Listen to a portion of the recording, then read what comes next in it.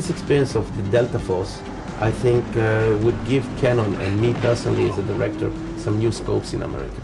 Well, I think, you know, people, with all the publicity that Canon gets, that you get, people forget that you're a fine director, that Operation Thunderbolt is an extraordinary film. And well, I did a few others. I don't know if you saw The Magician of Lublin, which is the first Bashevis singer, which I love to do. Another Bashevis singer. I did a musical called Casablanca in Israel. Highway Queen, you know, about prostitution in Israel, believe it or not.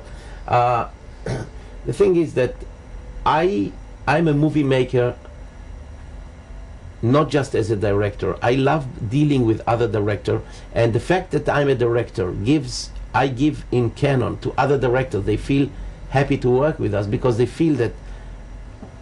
Let me give you an example. When we came to Hollywood in '79 and started with Canon, the first thing we did, we gave above title titles to directors. Hollywood was not used to it. Even till now, it is always a Zanuck Brown production. It's not a John Frankenheimer film. It's a Zanuck Brown production, which means that the Hollywood system is that the producer makes the movie. He's the ruler, he's the king in the movie making, and he's the creator, which is not true. It's not true. He assembles the movie. The producer, as good as he is, he does not really create the movie. A movie is images put together and are telling a story or creating an emotion, and that is done by writers, directors, editors, cameramen, and actors. You understand? And even composers. Those are the creative people who make the movie.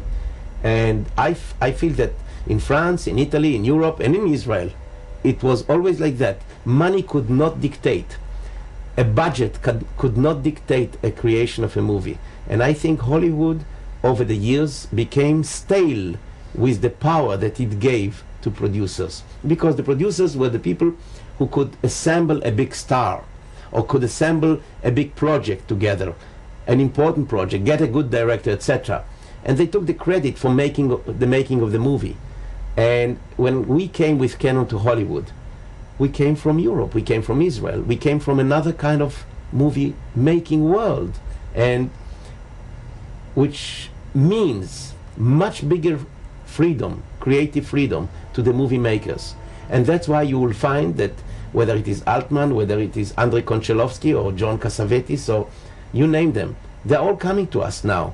I mean, the top directors, Babenko just came to us and we're doing a deal with him.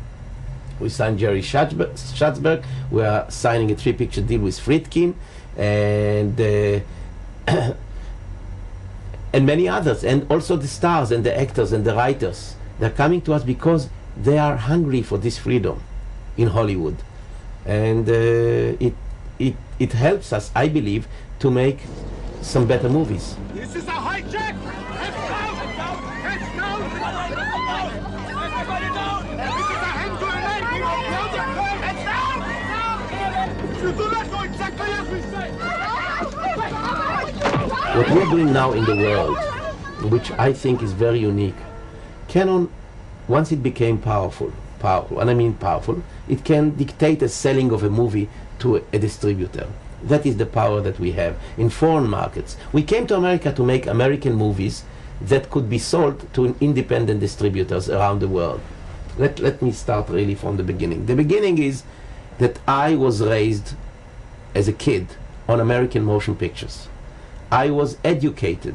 I was Americanized by the cinema, by the American cinema. I lived in a little town called Tiberias. They came, we had a cinema.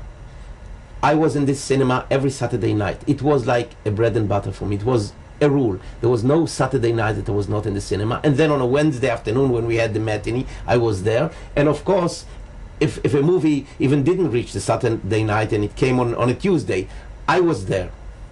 And it was in 99% of the cases, it could not have been but an American movie. Why? The major company system, with the stars of Hollywood, with the feeling that they are giving to the people of the world another kind of life, to get them out of their dreary lives that they the century gave us. The cinema was practically controlled by those major companies. And I was educated through my youth, like any other kid, in millions of little towns, in millions of little cinemas, by living the American life. I say that America became an empire due to motion pictures.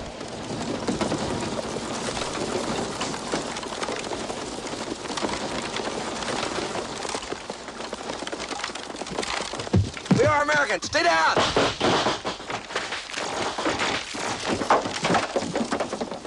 Clear. Clear. Clear. And when we came to America, we said to ourselves, that's the way that we can build our place in the cinema of the world, which means make an American movie with production values, with a good story, with, call it star system, be involved with the quality film creators of America, and bring it to the world, not via the major companies. Create your own system, sell it to the independent. And all of a sudden, when we came to Cannes, you saw a line of distributors getting a number, like in a barber shop, to meet Yoram and me. We became popular there because we brought to them what they could never get. They could never get a good commercial American film to compete for a Saturday night date in their own country. Once we had that power, we could have, be swallowed by Hollywood and became like anybody else. But what we tried to watch, we didn't want that. We brought Europe with us to Hollywood. Creativity, a feeling of doing something better. And then, when Taiwan wanted to buy our Death Wish 3, or Death Wish 2, or The First Ninja, or a kind of an action picture coming from Hollywood, a country like Taiwan, or a country like the Philippines, etc., we say to the local distributor, sorry man, you have to take John Cassavetes first, or you don't get Charles Bronson.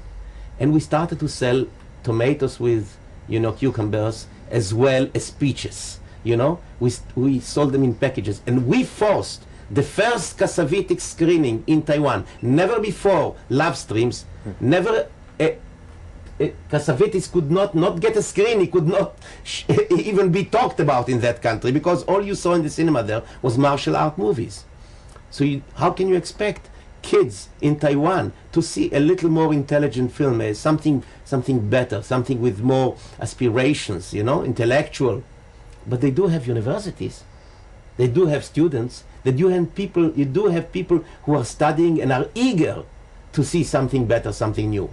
Except that those new films could not get to their cinemas. The distributors were scared. So we forced it. We gave it practically for nothing. And now you know that in Taiwan, they have to see an Altman movie. They have to see Zeffirelli. They will see an opera Otello, because otherwise they are not going to get Charlie Bronson.